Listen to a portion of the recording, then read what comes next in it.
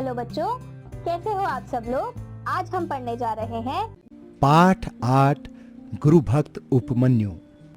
पाठ परिचय। प्रस्तुत पाठ एक पौराणिक कहानी है जिसमें गुरु के स्नेह और छात्रों की स्नेह और छात्रों की श्रद्धा के अन्योन्याश्रित संबंध को स्पष्ट किया गया है।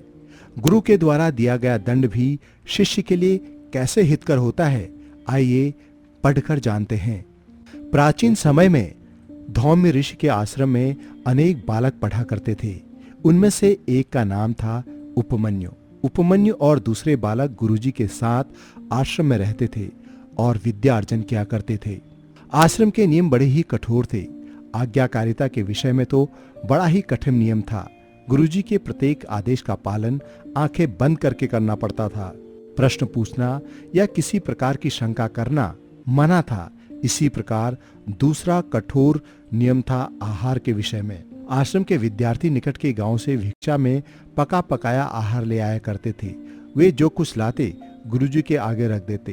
फिर गुरुजी सबको भोजन बांटते और उसी में से अपने लिए भी निकाल लेते। रोज का यही नियम था।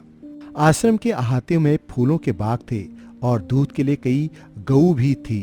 विद्यार्थियों को 2 विषय सिखाए जाते थे, धर्म और युद्ध कला।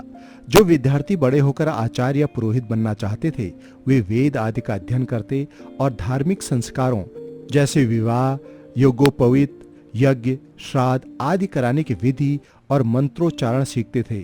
जो सैनिक बनना चाहते वे शस्त्र विद्या और युद्ध के नियम आदि सीखते थे।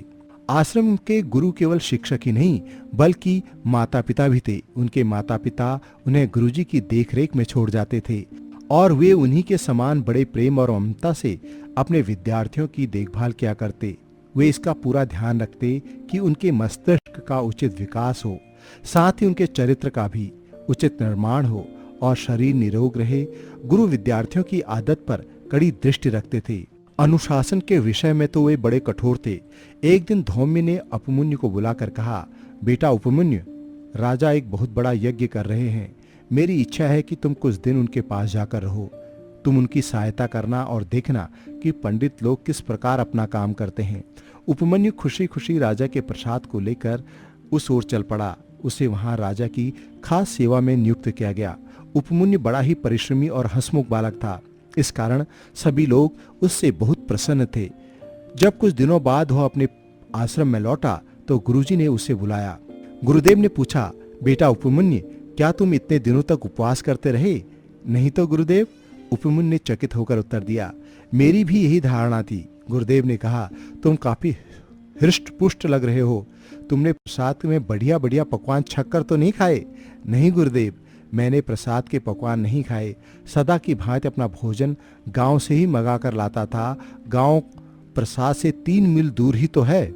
गुरुजी ने कहा, लेकिन मैंने तुम्हें आश्रम में भोजन लाते नहीं देखा। उपमन्यु को सहसा स्मरण हुआ कि आश्रम के नियम के अनुसार उसे सारा खाना गुरुजी के आगे लाकर रख देना चाहिए था। उसने अपना माथा ठोककर भूल स्वीकार की और गुरुदेव से क्षमा मांगी। उस दिन उपमन्यु ने भिक्षा में मिला सारा भोजन लाकर गुरुजी के आगे रख दिया। उन्होंने खाना रखवा लिया और संकेत से उसको चले जाने के लिए कह दिया। उपमन्यु सारे दिन प्रतीक्षा करता रहा किंतु किसी ने उसको भोजन नहीं दिया। वह भूखा ही सो गया।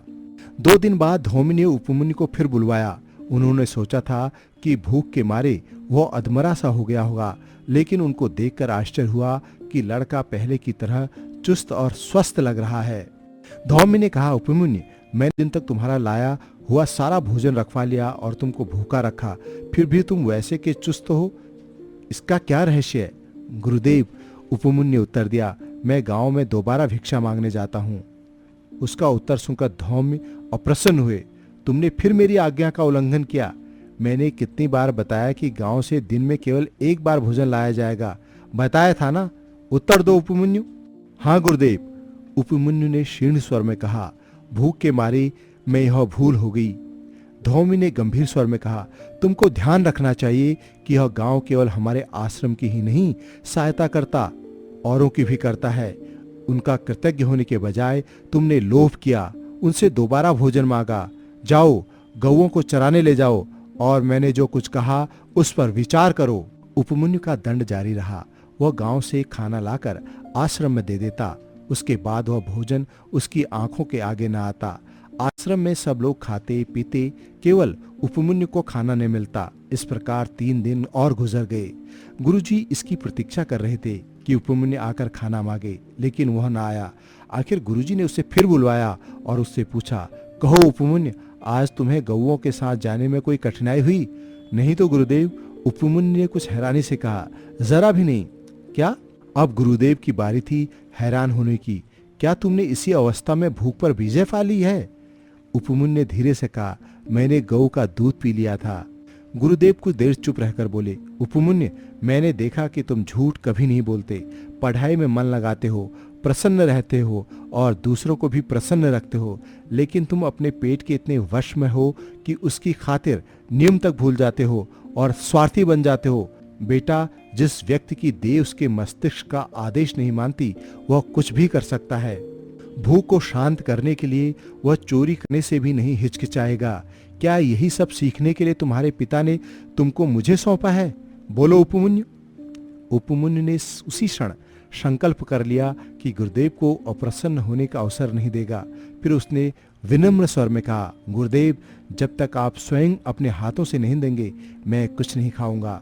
इस तरह वह भूखा रहकर गुरुजी के कार्य करने में लगा रहा। तीसरे दिन जंगल में जब वह गायों को चराने के लिए ले गया तो भूख के मारे उसकी जान निकली जा रही थी।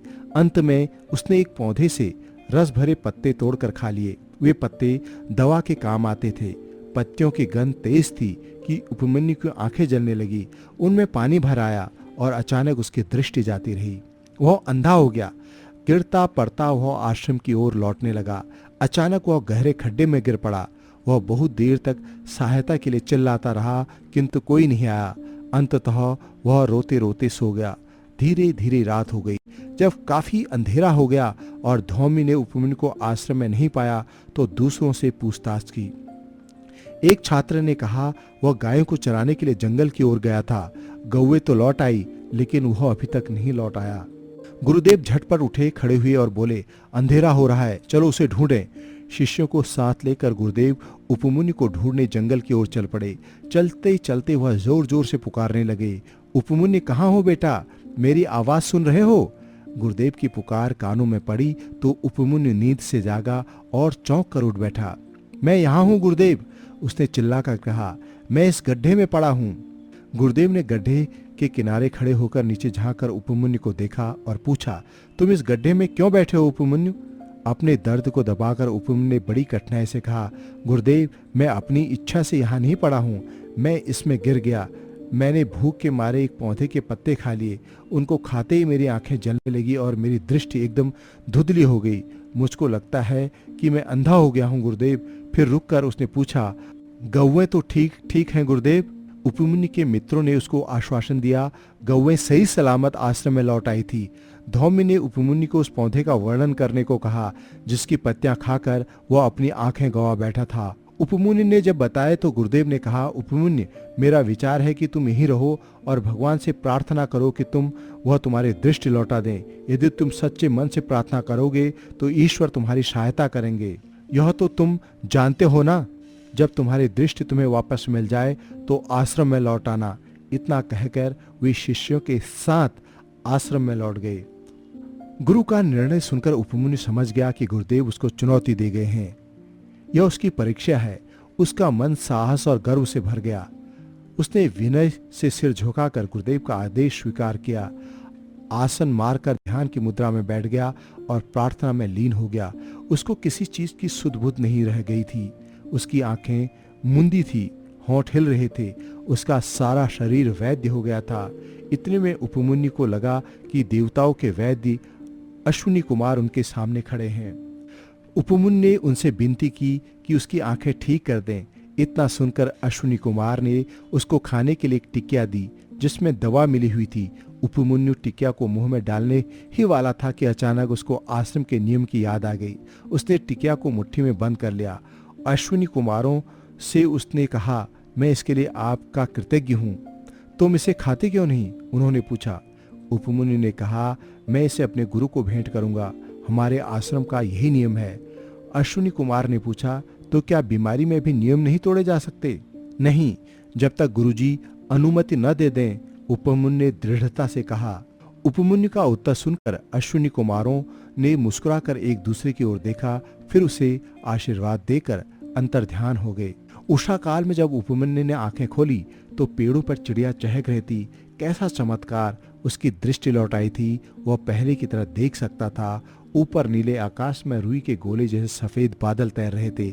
ऊंचे ऊंचे पेड़ों से छनकर सूरज की किरणें कलियों पर पड़ती थी और वे चटक कर खिल उठती थी। यह सब कुछ उपमन्यु देख सकता था। उसने वह गड्ढा भी देखा जिसमें वह रात भर पड़ा हुआ था। मुट्ठी में टिकिया संभाले वह किसी प्रकार गड्ढे से बाहर निकला और दौड़ता हुआ आश्रम पहुंचा। इस समय न तो उसको कमजोरी लग रही थी और न डर। उसके शरीर में स्फूर्ति थी और हृदय आनंद से भरा था। आश्रम में पहुंचकर वह सीधे गुरुदेव के पास पहुंचा। गुरुदेव ने उसको देखा लेकिन कुछ कहा नहीं। वह सुनना चाहते थे कि उपमन्यु को क्या कहना है। मैं वापस आ गया गुरुदेव, उपमन्यु ने कहा। अश्विनी कुमारों ने मेरी आंखें ठीक कर दी। उन्होंने मुझे कुछ खाने को दिया था। फिर उसने गर्व से सिर ऊंचा करके गुरुजी की ओर देखकर कहा, लेकिन मैंने नहीं खाया। देखिए गुरुदेव, यह चीज अभी तक मेरी मुट्ठी में बंद पड़ी है। जब तक आप नहीं कहेंगे मैं नहीं खाऊंगा। यह कहकर उसने मुट्ठी खोली तो देखा उसमें जंगल की मिट्टी है। हैरान होकर उपमन्यु ने पूछा, तो क्या यह स्वप्न था? धौम्य ने कहा, तुम्हारे लिए तो यह सत्य ही था उपमन्यु, उतना ही जितना कि तुम्हारी दृष्टि का वापस आ जाना सत्य है। मुझको आशा है कि तुम्हारी भूख भी लौट आई होगी बेटा। इसके पहले कि उपमन्यु कुछ उत्तर दे पाता, गुरुदेव ने फिर कहा, कल हम में से न तो किसी ने खाना खाया और न कोई सोया। चलो जल्दी से स्नान कराओ, फिर हम सब मिलकर भोजन करें।